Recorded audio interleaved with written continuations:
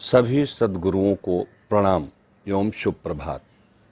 भाइयों, मैं प्रणाम क्यों किया ये सोचिए। प्रणाम करने से परिणाम मिलता है। जो भी हमारे भाई बंधु हमारे इस प्रणाम को स्वीकार करेंगे वो हमको आशीर्वाद देंगे, कुछ मिलेगा, कुछ किया तो उसका फल मिलेगा। भाइयों, आज मैं आपके बीच में कुछ ऐसे ही उदाहरण लाना चाहता हूँ जो श्रम परिश्रम से संबंधित है। भाइयों, अगर देखा जाए तो हमारे धर्मों में भी, हमारे बड़ों ने भी, जहाँ देखिए वहाँ सभी लोग कहते हैं कि कुछ भी पाने के लिए परिश्रम करना पड़ता है। एक होता है श्रम, एक होता है परिश्रम। श्रम के आगे मतलब ज़्यादा परिश्रम करने से आपको सफलता मिलती है। बचपन में जब हम पढ़ते थे तो हमारे गुरुजन कहते थे कि सफलता परिश्रम की कुंजी है, परिश्रम सफलता की कुंजी है। मतलब किसी चीज़ में सफल होना चाहते हैं तो आपको परिश्रम करना पड़ेगा। कई बार कहते हैं कठोर परिश्रम करना पड़ेगा। भाइयों, कठोर शब्द हटा दीजिए। खुश होके जो काम करेंगे, अच्छे मन से जो काम करेंगे, लगन रख सकते हैं, लगन से जो काम करेंगे तो आपको सफलता जरूर मिलेगी। जैसे कुछ उदाहरण हम देना चाहते हैं। भाइयों, मैं गोंडा जिला का रहने वाला हूं जो यूपी में पड़ता है। मेरे गांव का नाम है किनकी।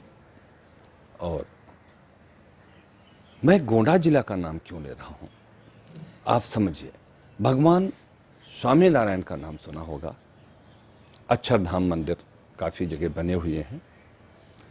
तो वहाँ के जो भगवान थे स्वामी नारायण, वो हमारे गोंडा से थे। छपैया एक गांव है, वहाँ से पास में ही एक गांव है तरगांव, जहाँ का मैं रहने वाला हूँ। वहाँ पे उनके भाई की ससुराल थी और ऐसा कहा जाता है कि उनका मुंडन संस्कार भी वहीं हुआ था, भगवान स्वामी नारायण का। और वहीं पे किसी कार्य को लेकर के उनको डांट पड़ी थी और उनको थप्पड़ भी लगा था किसी छोटे से गलती से। वो उसका विवरण अगर बताएंगे तो लंबा हो जाएगा। कहने का मतलब ये है कि स्वामी नारायण हमारे पूर्वज थे। उनका बचपन का नाम था घनश्याम पांडे और हमारा नाम है केदारनाथ पांडे। कहने का मतलब है घनश्याम पांडे जी एक सामान्य परिवार से ही थे, ब्राह्मण कुल में जन्म लिया, लेकिन उन्होंने कर्मों से, परिश्रम से अपने आप को निखारा और आज भगवान कहलाते हैं, ईश्वर कहलाते हैं। उनके इतने सारे उपदेश हैं कि अगर आप उनके उपदेशों को सुन लें तो जीवन धन्य हो जाएगा। मेरा कहने का मतलब है कि भाइयों, उन्होंने एक उदाहरण दिया हुआ है। जब कभी आप अक्षरधाम मंदिर जो दिल्ली में है, यमुना पार में बना हुआ है, आप कभी वहाँ दर्शन करने जाएं तो जब वो सांस्कृतिक बिहार का दर्शन कराना शुरू करते हैं तो सबसे पहला गेट आता है। जैसा दरवाज़ा खुलता है, अब अंदर जाते हैं और फिर दरवाज़ा बंद होता है, अंधेरा होता है, तो एक पत्थर को ऐसे मूवमेंट दिया जाता है और कहा जाता है कि यह जीवन आपका अनघड़ पत्थर के समान है जिसकी नक्काशी नहीं हुई है। यह जीवन अनगढ़ पत्थर के समान है, इसमें जो बनाना चाहते हैं इसके मूर्तिकार आप ही हैं, इसके छीने हथौड़े भी आप हैं। आप जीवन में क्या बनना चाहते हैं वो परिश्रम से बन सकते हैं। मतलब अपने जीवन के मूर्तिकार आप हैं। और जब आप निर्णय ले लेंगे, लगन से काम करेंगे तो आप जो कुछ बनना चाहते हैं सब कुछ इस दुनिया में संभव है। इसी बात को लेके एक महात्मा जी थे, हमारे पिताजी ने यज्ञ किया था हमारे गांव में। तो महाराज जी आए थे, उनका एक लाइन मुझे याद है। जिंदगी देने वाले ने सब कुछ दिया, पाने वाले न पाए तो वो क्या करे। अक्ल दी सकल दी दे दिया कुल जहां, पाने वाले न पाए तो वो क्या करे। मतलब इस माता पृथ्वी पे सब कुछ है जो आपको चाहिए, इसी भूमि पे है, लेकिन वो सब कुछ पाने के लिए क्या करना पड़ता है, परिश्रम करना पड़ता है। खुश होकर परिश्रम करेंगे तो सब कुछ मिल जाता है। भाग्य का भरोसा करने वाला इंसान कायर कहलाता। भाग्य तो होता है, क्योंकि जब कुछ करते हैं तो भी भाग्य बनता है। कहा जाता है ना, पहले के किए हुए कर्मों का फल इस दुनिया में मिलता है। ये मानते हैं? नहीं मानते हैं तो मैं एक उदाहरण देता हूं। एक बार माता पार्वती जी और शंकर जी आकाश मार्ग से विचरण कर रहे थे, तो एक गरीब आदमी जा रहा था, भूखा प्यासा, और जो है नंगे पैर, चप्पल भी नहीं थे। तो माता पार्वती ने भगवान शिव जी से कहा, ये इतना गरीब क्यों है?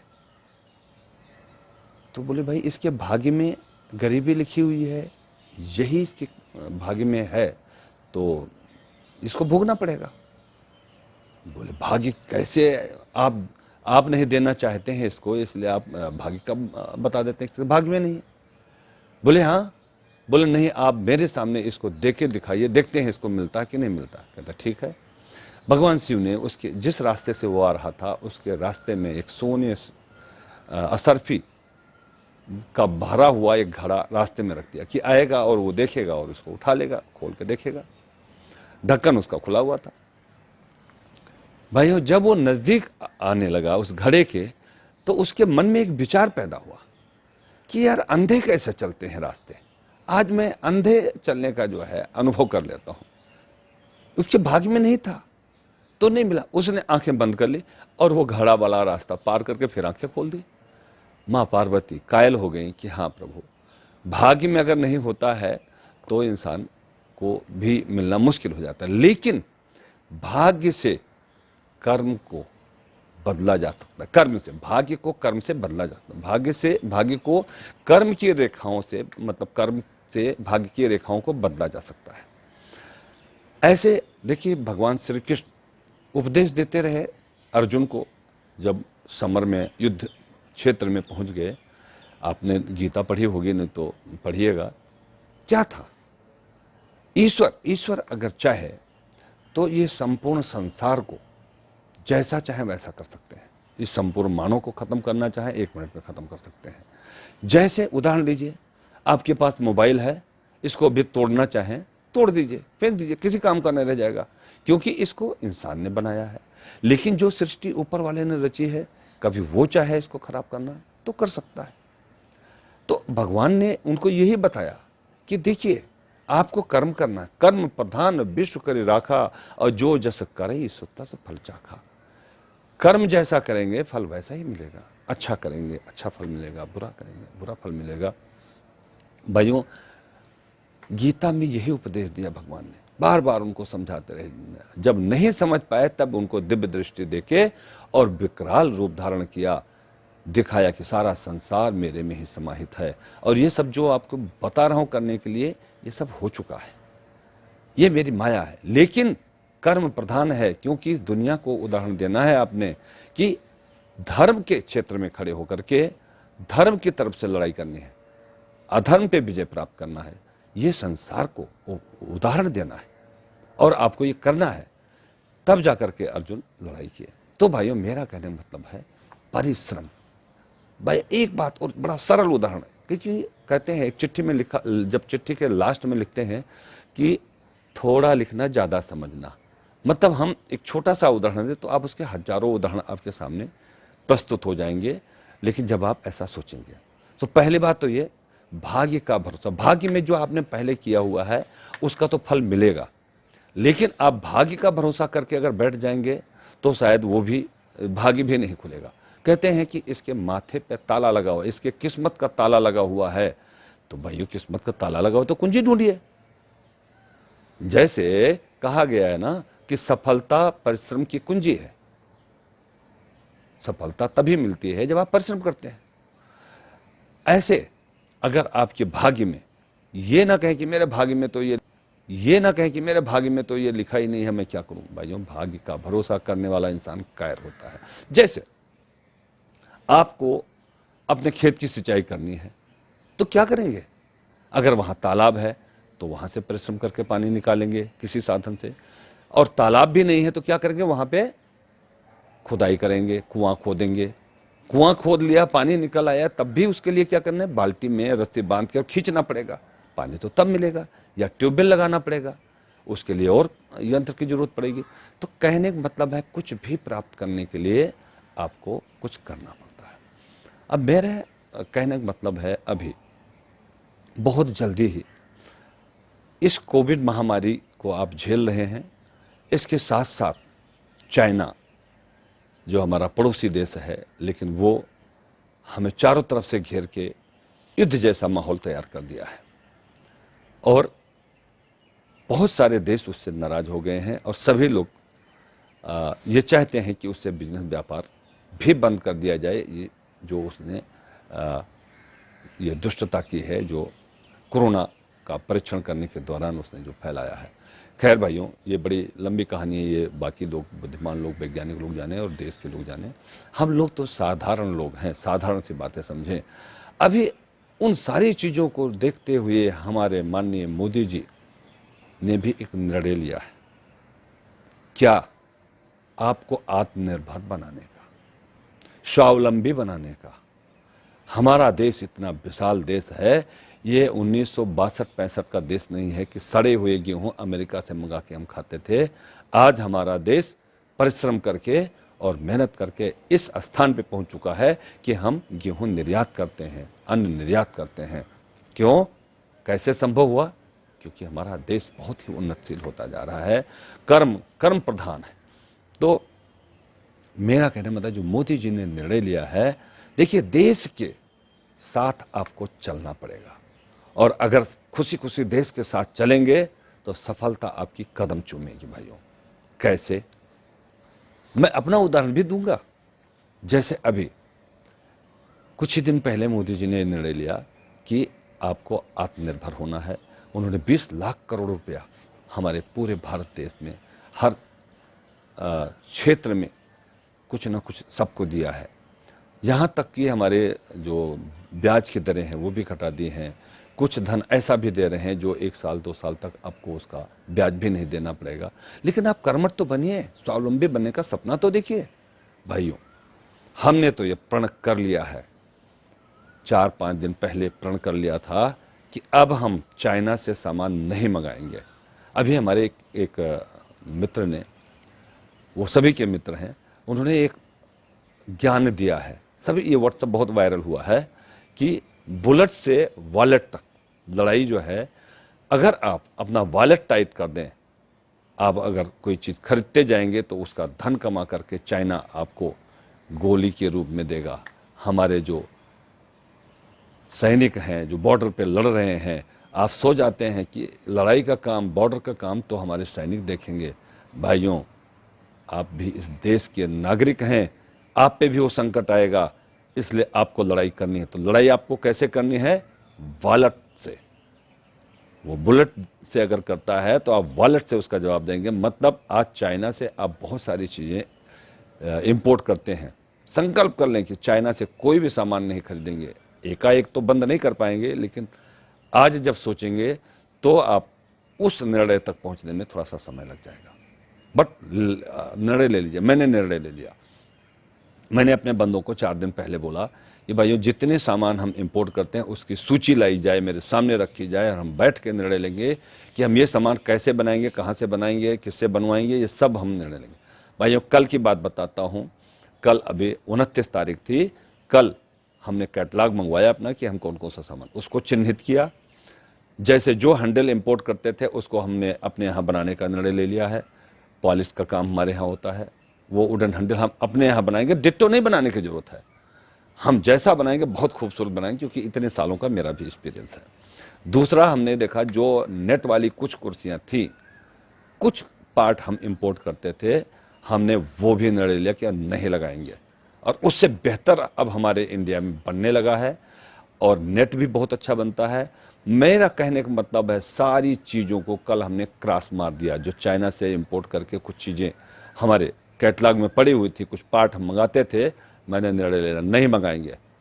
और 1 महीने का समय है, जून में मैं वो सारी चीज़ें बना के अपने कैटलॉग से वो चीज़ें बाहर कर देंगे, दोबारा से कैटलॉग बनाएंगे और आप लोगों के सामने हम लेकर आएंगे।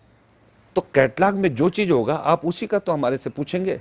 आप कहेंगे चाइना की ये कुर्सी किसी कहता, अभी दो एक लोगों ने हमारे से पूछा कि ये वाली कुर्सी मिलेगी, हमने कहा ये मेरे पास नहीं है, ये इम्पोर्टेड है। अब इम्पोर्टेड मंगाना चाहो मंगा लो।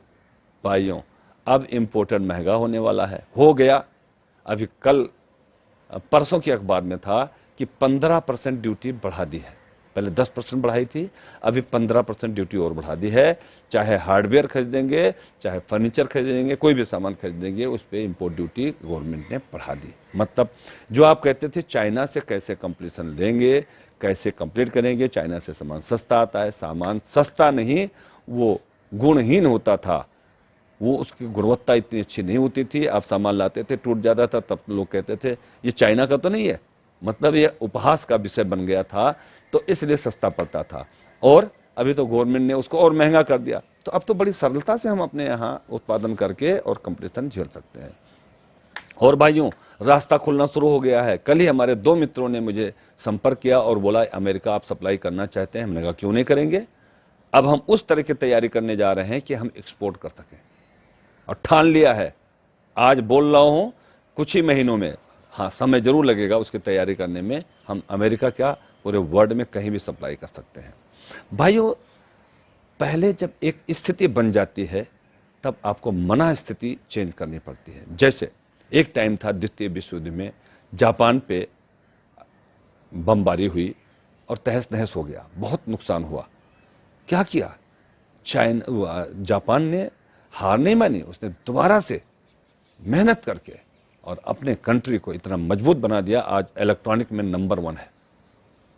ऐसी आइटमें वो बनाता है जो तुलना करना मुश्किल हो जाता है, और बहुत अच्छा, मतलब छोटा सा देश है, छोटी सी कंट्री है, लेकिन पूरे नक्शे पे चमकती है।